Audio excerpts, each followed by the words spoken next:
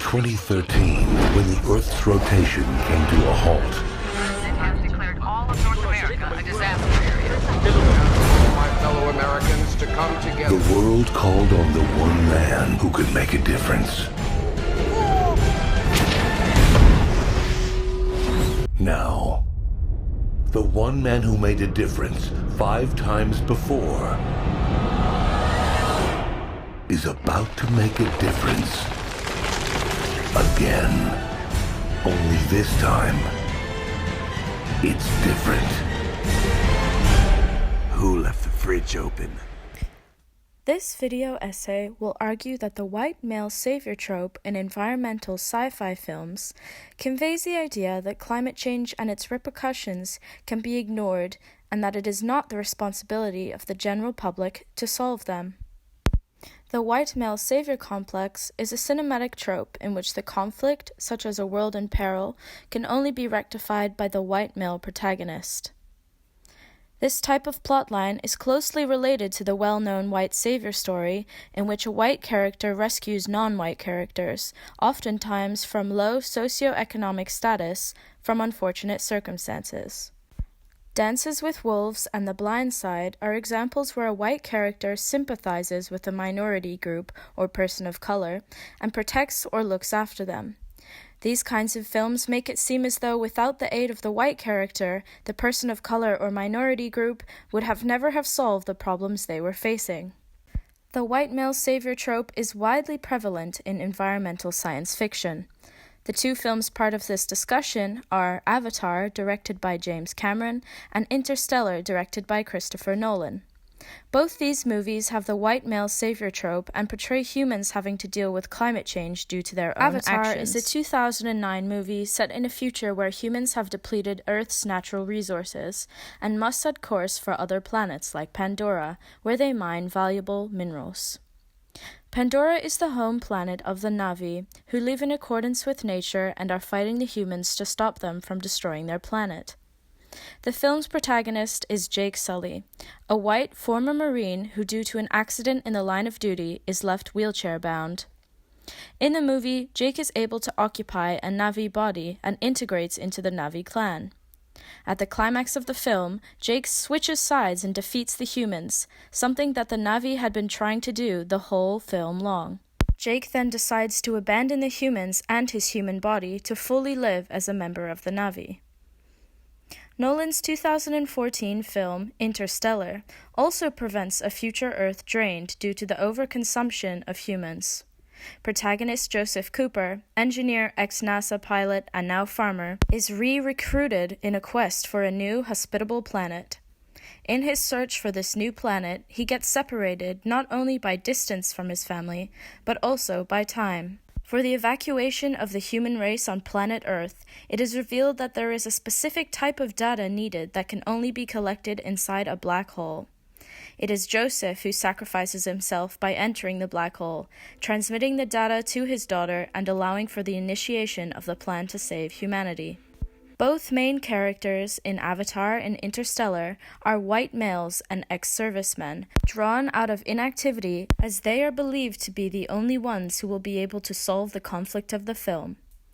Whether that may be the necessity for a new planet or a new resources, both Jake Sully and Joseph Cooper are portrayed as messianic-like figures, their actions and efforts worthy of great admiration and praise. However, what kind of implications does this have not only to audiences that are not entirely comprised of other white males, but also to those who worry for the fate of our world in the wake of climate change? In Avatar, Jake abandons not only Earth and the humans, but also his body, fully releasing himself of all responsibility in his old life. What does this imply to other people who are resigned to wheelchairs or possess another disability? That they should look for an alternative life if they have the option? And if the world is running out of resources, is the only solution to steal from somewhere else?